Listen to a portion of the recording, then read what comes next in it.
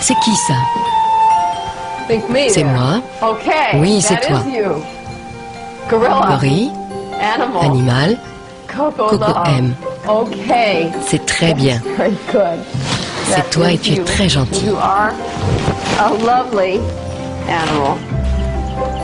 Penny et Coco se connaissent depuis presque 30 ans. Penny est une psychologue américaine. Coco, un gorille de plaine, une femelle, née au zoo de San Francisco. Leur histoire, insolite, passionnante, est celle d'un dialogue que l'on n'aurait jamais cru imaginable entre un être humain et un gorille.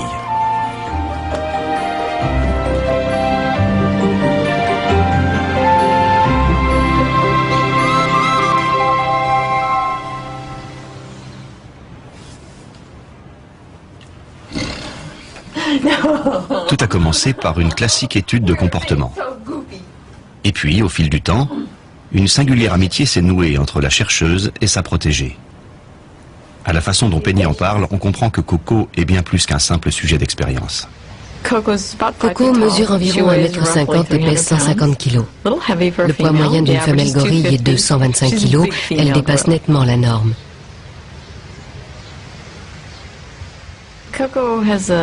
Coco aime qu'on s'intéresse à elle.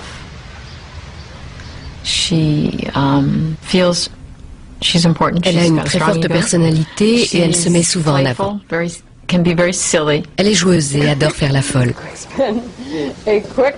A really quick spin, and then once you're good and dizzy, send you off. Elle a beaucoup d'humour aussi. Oh no! A monster! A monster coming to get the alligator! She can be very stubborn. Et elle est très têtue. Very willful. Finish. Fini? Oh non, non, tu n'as pas fini. Tu n'as pas fini.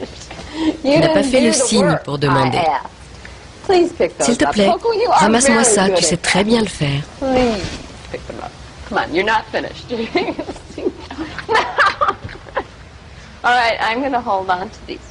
Un gorille qui fait des caprices et qui parle avec les mains, on pourrait croire à une plaisanterie. C'est pourtant sérieux et tout à fait scientifique. Penny a appris à Coco la langue des signes.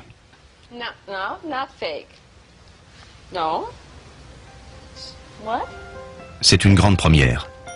Plusieurs expériences similaires ont été faites avec des chimpanzés et des bonobos, jamais avec des gorilles.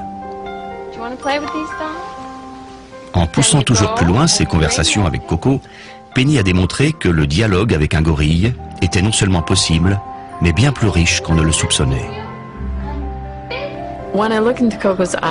Quand je la regarde dans les yeux, je constate, et je ne suis pas la seule, qu'elle a beaucoup changé. Quand on se regarde, il y a un échange intellectuel et émotionnel comme avec un autre être humain.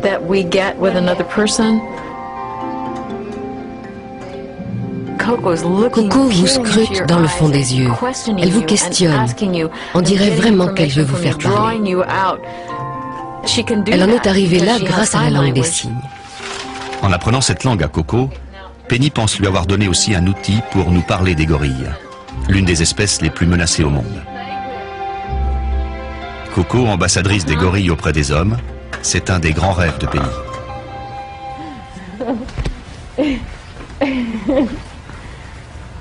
D'année en année, de signe en signe, Coco a apporté une preuve de plus que les primates humains n'ont pas l'apanage de l'intelligence et des sentiments. Elle a montré qu'elle pouvait par exemple se prendre d'affection pour un chat, ou exprimer le désir de rencontrer un mâle et de devenir mère. Génétiquement, la différence entre les gorilles et nous est insignifiante, environ 2%. Quand je dis aux gens que nous avons autant de poils au centimètre carré que les grands singes, ou que nous avons les mêmes groupes sanguins, ils ne veulent pas me croire. C'est pourtant vrai.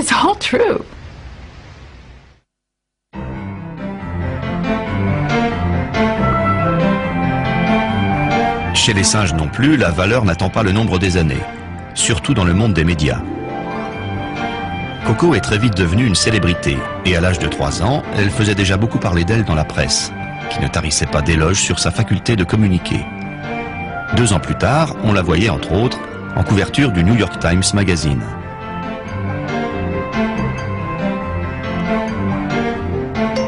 avait 6 ans quand Barbet Schroeder a tourné un film sur elle. Coco, le gorille qui parle.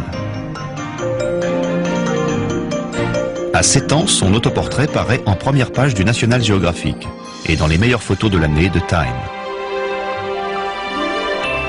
Dans les années 1990, Coco a même son propre journal, vendu dans le monde entier pour encourager la protection des gorilles. C'est un succès total. L'argent afflue à la fondation, créée 15 ans plus tôt par Penny. Et Coco sait vivre avec son temps. Aujourd'hui, elle a son site sur Internet.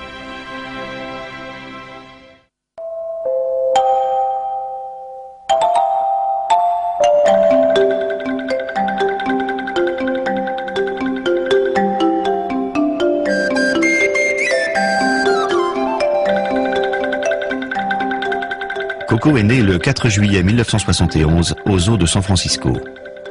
Presque aussitôt, elle est tombée gravement malade et a dû passer plusieurs mois à la pouponnière du zoo.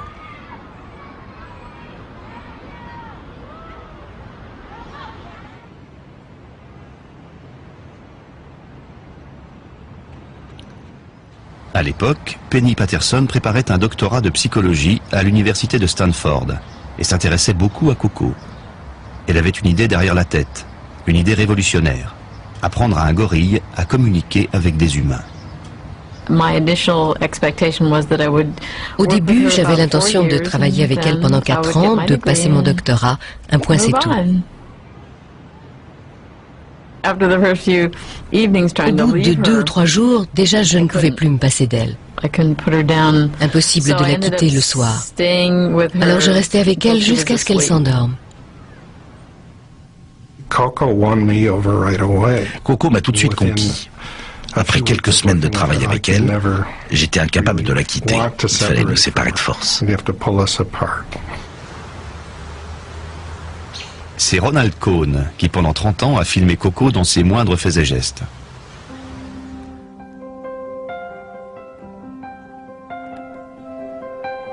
Parallèlement à ses travaux de chercheur, il a aidé Penny à élever Coco et raconté en images l'étonnante histoire de ce gorille qui grandissait parmi les hommes.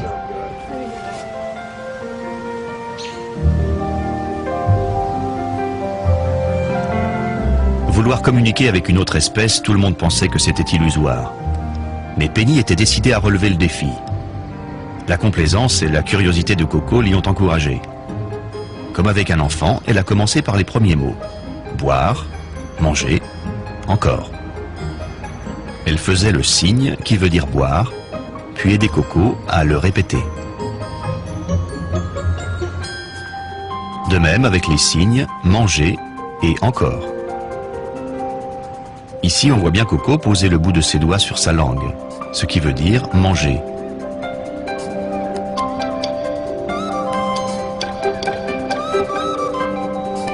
Quand elle joint les doigts, il faut comprendre encore. Au début, elle devait se dire, quand je fais ça, il me donne à manger. C'est comme ça qu'elle s'y est mise. Assimiler des mots était une chose. Mais pour la conversation, il fallait que Coco apprenne à se servir de ce langage, qu'elle comprenne et se fasse comprendre. Elle devait être surdouée. Tout le monde était stupéfait de ses progrès. En 2 semaines, Coco avait compris le principe de la langue des signes. Je n'en revenais pas.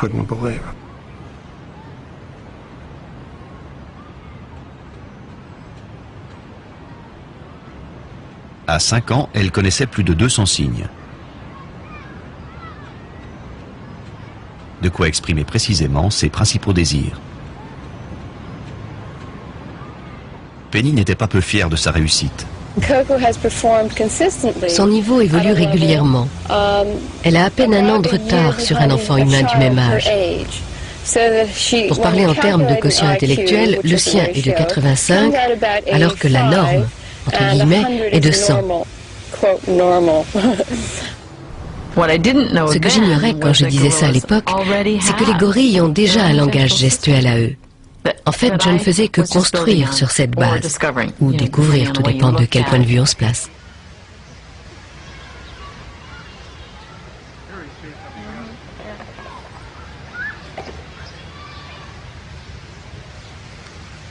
Ce langage gestuel des gorilles, Penny et ses collègues l'étudient depuis peu. Il leur faudra du temps pour l'interpréter. Il comprend des dizaines de signes couramment utilisés, mais tout à fait sibyllins pour nous. L'existence de cette gestuelle explique peut-être la facilité avec laquelle Coco a assimilé la langue des signes des humains. Le langage oral élaboré est propre aux humains, puisque nous sommes les seuls primates à avoir des cordes vocales assez développées pour articuler des mots. À titre d'expérience, Diane Draper, une des personnes qui s'occupe de Coco, a enseigné à des élèves de primaire la langue des signes américaine, en abrégé ASL, celle que Coco a apprise avec Penny. Gorille. C'est ça, très bien. Quand elle veut dire oui, elle dit bien.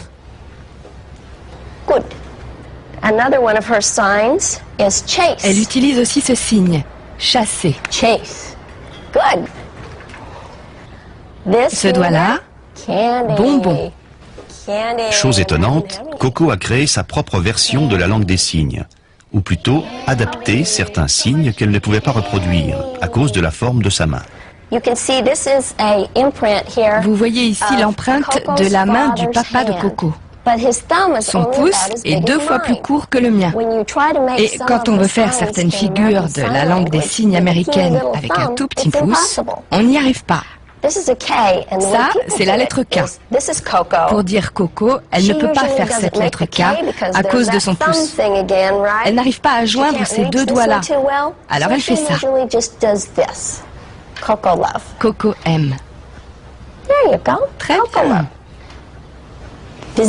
Visite. Coco aime les visites. Noisette. Sandwich. Pour dire tout de suite, elle ne fait pas toujours le signe de la même façon. Elle a différentes modulations. Tout de suite ou tout de suite. Ou encore tout de suite, tout de suite. Ainsi, grâce à Coco, on a appris que les gorilles, comme les humains, ont fondamentalement la capacité d'assimiler un langage. On n'enseigne pas le langage à un enfant. C'est lui qui l'apprend. Il y a la même nuance avec Coco. Il ne s'agit pas de la former, mais de lui proposer quelque chose et de laisser son programme génétique jouer normalement son rôle.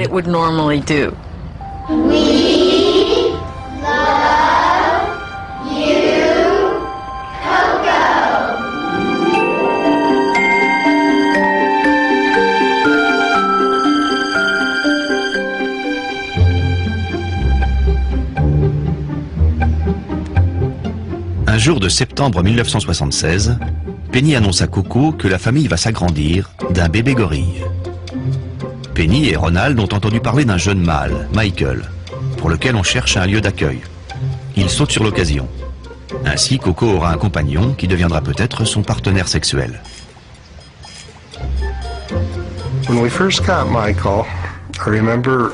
Quand Michael est arrivé, c'est moi qui ai ouvert la cage pour le laisser sortir. Il m'a tout de suite sauté au cou et a enfoui sa tête dans le creux de mon épaule. Et depuis ce jour, il a toujours été très affectueux avec moi. Il n'y a pas eu le même enthousiasme chez Coco. Au contraire, elle était cruellement déçue. On lui avait parlé d'un bébé, or Michael avait déjà 3 ans et demi. Elle disait explicitement, avec ses signes, « Je ne l'aime pas, il est trop vieux ». Les premières semaines n'ont été que bagarres et empoignades. Coco était un peu comme une enfant unique qui doit accepter l'arrivée du petit frère. Elle n'avait pas envie de partager.